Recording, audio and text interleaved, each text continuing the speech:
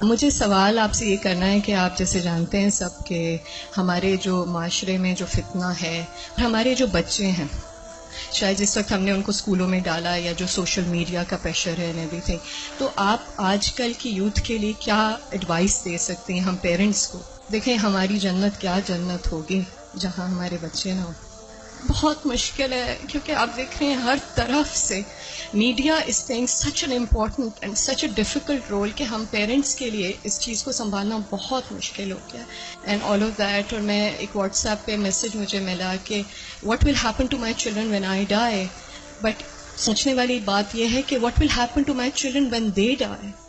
سو اگر آپ کوئی ایڈوائس دے سکتی ہیں اس سلسلے میں تو بہت موضوع رہے گی. انہوں نے دکھتی رگ پہ ہاتھ رکھ دیا ہے اور بہت ہی اہم سوال ہے یہ. حقیقت یہ ہے کہ یہ ہر گھر کا مسئلہ ہے، ریلیجس فیملی ہے یا ریلیجس نہیں ہے، یہ مسئلہ ہر جگہ ہے، پڑھے لکھے ہیں یا ان پڑھ ہیں. آئندہ جنریشنز بہت بڑے فتنے میں ہیں، فتنہ ہر ہاتھ میں ہے اور وہ بڑھتا ہی چلا جا رہا ہے اور پوری دنیا ان کے سامنے ایکسپوز ہو چکی ہے.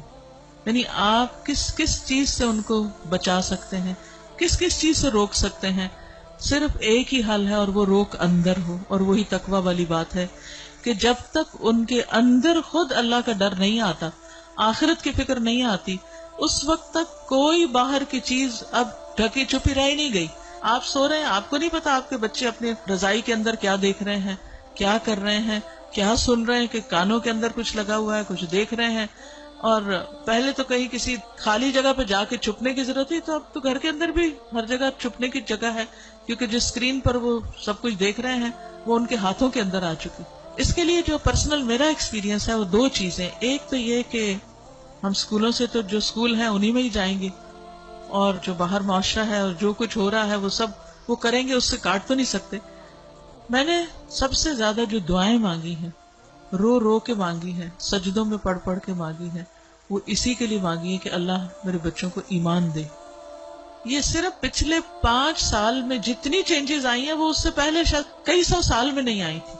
اور پھر دوسرا کیا کیا، یعنی اللہ تعالیٰ سے خود بھی مانگا. دوسرا یہ کہ ہر تھوڑے عرصے کے بعد عمرہ، اللہ کے گھر چلو، کیونکہ اللہ کے گھر کا جو جلال ہے، اور اللہ تعالیٰ اگر انسان کو کہیں سب سے زیادہ محسوس ہو سکتے ہیں تو وہ بہت جگہ ہے. یعنی ہمارے ملک میں، ہمارے گھروں میں، ہمارے ماحول میں وہ فیلنگ نہیں آتی جو وہاں جا کر آتی. تو الحمدللہ ان عمروں نے، اللہ کے گھر کی زیارت نے دل کے اندر تھوڑی سی جگہ بنائی اللہ کو پہچاننے کی. کیونکہ جب تک اللہ کو بچے پہچانتے نہیں، اس کی عظمت کو محسوس نہیں کرتے، وہ اللہ سے ڈر نہیں سکتے، تو وہ تقویٰ نہیں آتا دل میں. تو اس سے یہ ہے کہ وہ ایسی جگہ ہے جہاں اللہ ماشاءاللہ سب کو جا کر یقین ضرور آتا کہ کوئی ہے ایک جس نے یہ سب کچھ بنایا. پھر اس کے بعد یہ ہے کہ قرآن کا علم. میں نے سب سے زیادہ تکلیف دہ مرحلہ گزارا کہ جب میں نے اپنے بیٹے کو قرآن پڑھایا، تو پھر میں نے یہ ٹھان لی کہ کچھ بھی ہو مجھے اس کو پڑھانا ہے. وہ ایج ایسی تھی کہ جس میں کچھ نہ کچھ وہ سننے کے قابل تھا، ورنہ وہ ایج بھی گزر جاتی ہے تو پھر بچے وہ اتنا بھی نہیں سنتے. اور میں نے اپنی ساری مصروفیات کو سیکنڈری کر کے، حالانکہ میں انتہا درجے کی مصروف، گھر کی بھی ذمہ داریاں، باہر کی بھی، لیکن میں نے اس کو اپنی پرائرٹی نمبر 1 سمجھا کہ یہی بات جنہوں نے کی ہے کہ جب وہ مر جائیں گے تو پھر ان کا کیا بنے گا. یعنی ہمارے مرنے کے بعد تو جو ہوگا سو ہوگا، ان کے مرنے کے بعد ان کی قبروں کا کیا حال ہوگا اور ان کی آخرت کا کیا ہوگا. تو اللہ سبحانہ وتعالیٰ نے قرآن مجید میں فرمایا قوا انفسکم واہلیکم نارا، اپنے آپ کو اور اپنے گھر والوں کو آگ سے بچاؤ. ایمان والوں کو خطاب ہے کہ اے ایمان والوں اپنے بچوں کو آگ سے بچاؤ. تو پھر میں نے اس کے ٹائم کے مطابق جب اس کا موڈ بنے، لیکن روز کی شرط رکھی تھی کہ ہر روز پڑھیں گے تھوڑا تھوڑا، 2 آیتیں 4 آیتیں، 1 رکوع 2 رکوع 1 رب. اور اس طرح کر کر کے میں نے پورا قرآن اس کے ساتھ پڑھا کہ مجھ سے نہیں ڈرے، اللہ سے ڈرے. میری خاطر نماز نہیں پڑھے، اللہ کی خاطر پڑھے. میری وجہ سے کچھ مت چھپائے جو دیکھ رہا ہے، اللہ سے ڈر کے چھپائے. تو یہ کسی حد تک فائدہ مند ہوا. یہی ماؤں سے کہوں گی کہ ساری مصروفیات اپنی جگہ ہیں، لیکن بچے آپ کی پرائرٹی نمبر 1 ہونے چاہیے. ان کے لیے کھپ جائیں دعائیں مانگ مانگ کے بھی، اور اس کے ساتھ ساتھ ایک دفعہ کم از کم قرآن سے ضرور گزر جائیں. کیونکہ جب وہ قرآن سے گزر جائیں گے پھر ایٹ لیسٹ آپ کی رسپانسبلٹی نہیں رہے گی.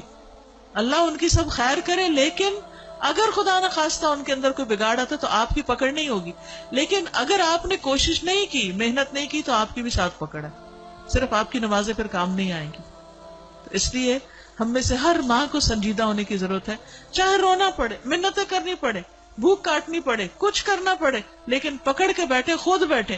یہ مولویوں پہ نہ چھوڑیں کہ کوئی اور آ کے لیکچر دے گا تو وہ سن لیں گے، اس کو بتا دیں گے، ابا کو بتا دیا، چچا کو بتا دیا، اس کو ماموں کو بتا دیا. ٹھیک ہے وہ بھی کچھ ہیلپ کرتے ہیں، لیکن سب سے زیادہ آپ کو خود کرنا، اور اس کے لیے آپ کو خود پڑھنا ہوگا، اس کے لیے آپ کو خود سیکھنا ہوگا.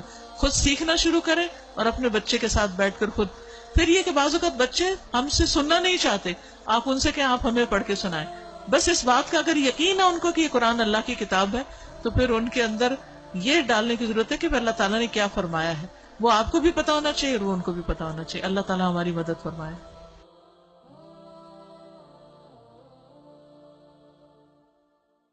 ربنا هب لنا من ازواجنا وذرياتنا قرة اعين واجعلنا للمتقين اماما.